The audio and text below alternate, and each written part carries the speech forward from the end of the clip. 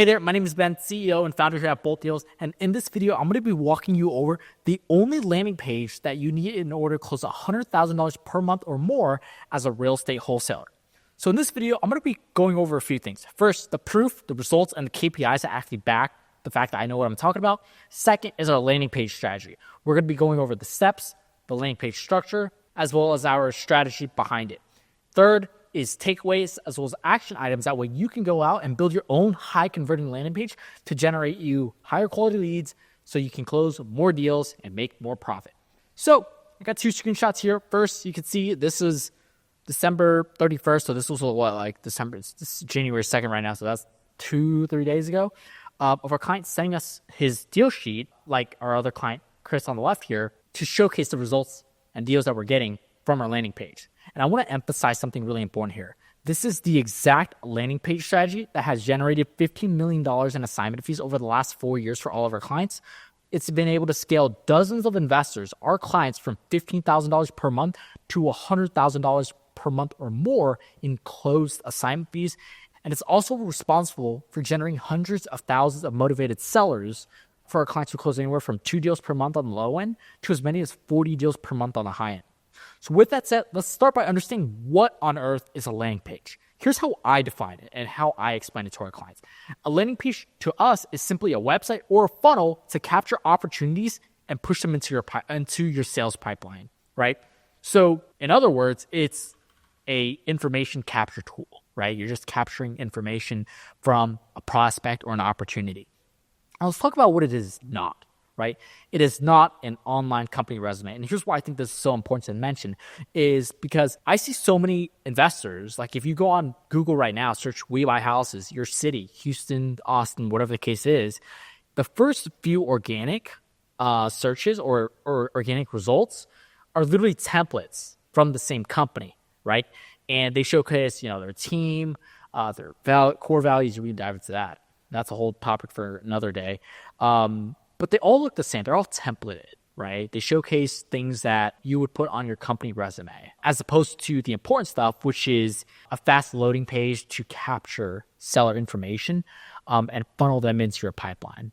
So keep sellers distracted, etc. So a landing page, the way we look at it, is not an online resume. So with that said, let's go ahead and dive into the landing page steps, structure, and strategy. So here we are on a demo landing page. Obviously, this is our white labeled version that we use to demo and showcase to our clients, etc. But when a client comes on to us, we'll have more things like pictures, logos, things of that sort, right? So I want to highlight something really important, right? And it's the form. The way we set up our form, our landing page, is into 3 main steps. We have a survey opt-in, which is what you're seeing right here. We have a property information page, and then we have a calendar page where you can actually book an appointment, or where the seller can book an appointment or even call the company directly. So let's go over it real quick. So, you'd put in, your address or whatever. And one beautiful thing that I really like is you can have a Google API set up to where it will auto-populate and auto-fill the right address. So let's just put in some random information here, right? And it auto-fills everything. I love this feature so much, right? And the reason being is because it actually gets the right address, because sometimes sellers misspell, they get the wrong zip code, and it's some whole other place, right? I like to ask, what type of property is it? Why? Because we have some clients that are doing land, that are wholesaling land. Others are trying to go into more multifamily, and then others are just doing the normal single family, right? Are you a homeowner or a wholesaler? One of the reasons why we like to ask this question is because sometimes wholesalers are taught to go on PPC, go on Google, and submit their properties to try and JV them and get a buyer. Transparently, it's really freaking annoying, and it's a waste of our money. So we want to push those people out as much as possible.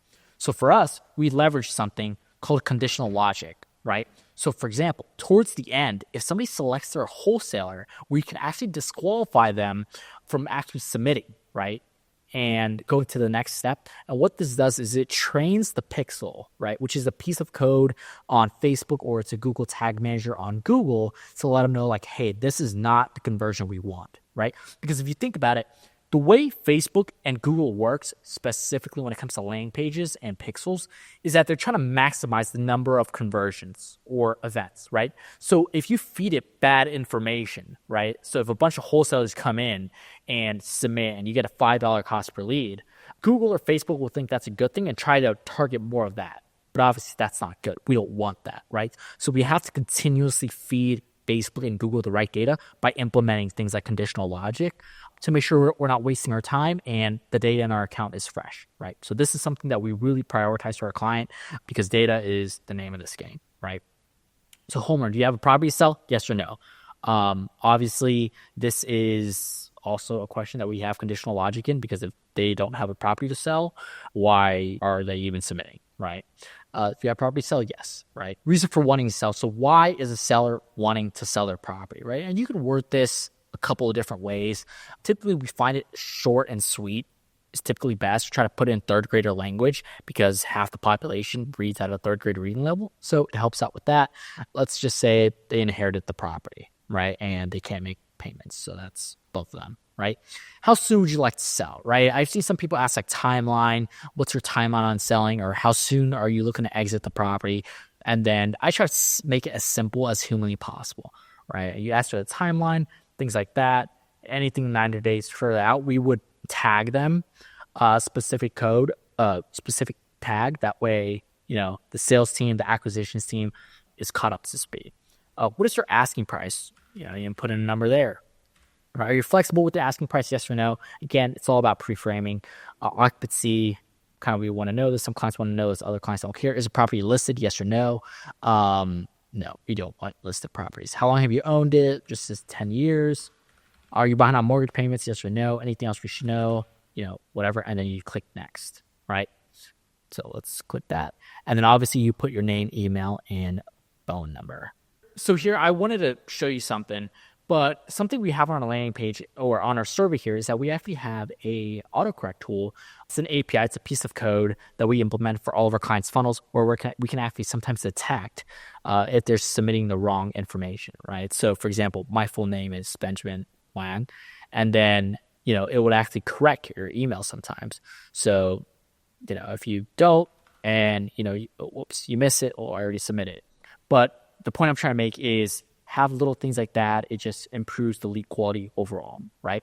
Next thing is the property information page. And again, this is where we try to get information about the property. What is the current condition, year of construction, lot square footage, bedroom, bathroom, type of garage, basement, AC, does it need new AC, does it need new roof, water heater manufacturer, electrical panel, are there any leads on pending taxes, and what kind of repairs does the property need? So the entire goal or as to why we like to have this, is it sets the acquisition manager up to win, right? It gives them the ability to run their numbers, run their comps before making that offer call or hopping on with that seller and, having everything ready to go, right? So it maximizes their sales productivity. And not only does it make it easier, but it just streamlines the entire process. It makes things quicker. So instead of having to sit on with the seller for an hour and a half getting this information, typically it's already here. And if you think about it, if a seller is going through all these questions to answer and speak with you, how qualified do you think the seller is going to be? Or how motivated do you think they're going to be? Pretty motivated, which is why we have things like this in place. So I'm just going to fill this out real quick. Let's just say fair, year of construction, 1970, 3,000, 5,000. I'm just putting in random numbers here, so bear with me. The garage is type of basement. Does it need new AC? No. 2005. Bad. Liens. Nada. Right? And then next, you go to the calendar booking page, right? And this is where you have the ability, or sellers have the ability to book an appointment on your calendar. That way, whenever you are available, you just take that appointment from there. We have a catch to make sure they're a real person. And then they would go on your calendar or the acquisitions manager calendar with all the questions, right? So wait for this to submit. Now, here's the caveat. You'll see right here that there's supposed to be supposed to be a button, but obviously this is a demo account. This is something that I really want to emphasize on. Take the time to add a button where they can call you directly, right? So it's a button you can call. Just put your phone number and just have them call you directly. Obviously, set up a tracking number. That way it's whatever landing page you're using or from which lead source. But we want to use things like this in order to maximize our speed to lead, right? So that's a little short walkthrough of this landing page. It's simple. It's straight to the point. There's no clutter. There's no distractions to go watch your life story as to why you started wholesaling. None of that. They land on the page and we want them to submit all their information and get in front of them as quick as humanly possible. So that's our landing page strategy, right? And as a result, you can have leads that come out and look like this where they submit their information, right? So here are a few pointers that I want to mention when it comes to using this landing page. When you are building your landing page, optimize the design for not only mobile, but computer usage. Now, here's what I mean. Whenever I see wholesalers try to build their own landing pages, they build it on a computer, obviously, right? But if you switch to the mobile version, all the fonts, all the sizes are out of order. Like, it's just horrible. So whenever you're building a landing page, you have a desktop view and you have a mobile view, right? Make sure to check onto both, right? I already mentioned Google's API for accurate address information. Use conditional logic to feed the data properly. And finally, use tags, custom fields, workflows, and automations properly. This is so important due to the fact that we want to know where each lead came from, information about each lead, like, for example, is it listed, what market is it in, things like that, as well as being pushed to the right automations, whether that's your first 10 days of hell nurture sequence, whatever the case may be. Make sure when you set up your landing page, everything flows properly. So the easiest way you do that, go in and act as if you were a lead, right? Make sure the conditional logic is working. Make sure the custom fields are working, things like that. So that's all I have for the landing page itself. And obviously, take time, model ours. Don't try to copy it to a T, add your own spin on it. But with that said, I have a few action items for you whenever you're going to go out and build a landing page, right? First is identify the objective. Are you building a landing page optimizing for volume or quality, right? So this is based on a few things. So specifically your budget, how many deals are you doing right now, your team size, your booked ratio, etc., right? Are you setting up a landing page to generate leads off of Facebook or PPC, or are you doing it just because it sounds cool, right? Like I said, do not build a landing page, generate leads, and close deals, because I'm assuming that's why you're in this business. Second, find a landing page or funnel builder and set up your domains. My recommendations, either use Webflow or go high level. These two are my favorite ones that we use for our clients. And then when it comes to domains, it really doesn't matter. You can use GoDaddy, Squarespace domains. There's an Intuit one. ActiveCampaign, I think, has their own domains.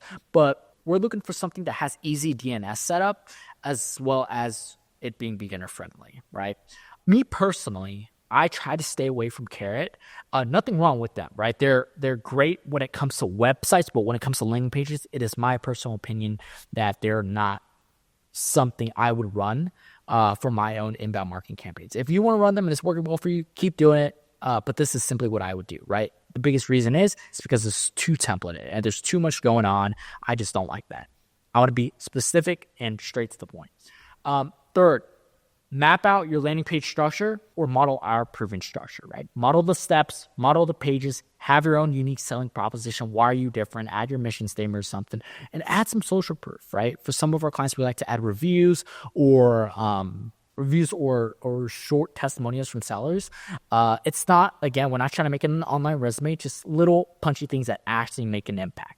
So again, that's all the things we do to build a high converting landing page that we can run on Facebook or Google to help our clients scale from 2 deals per month to as many as 15 plus deals per month. So with that said, that's really all I have for this video. If you got value out of it, please don't forget to like, comment any questions you may have, as well as subscribe with the button on the bottom. And if you like this video, I think you're going to get value out of this video up here, where we help one of our clients, Chris, go from $0 to $214,000 per month in closed assignment fees. And in that video, we break everything down, right? All the KPIs, all the numbers, our strategy, how we plan on scaling him beyond that, all of that. So check that out. It should be somewhere on the screen right now. And again, my name is Ben, CEO and founder here at Bolt, and I will see you in the next one. Have a good rest of your day. Bye-bye.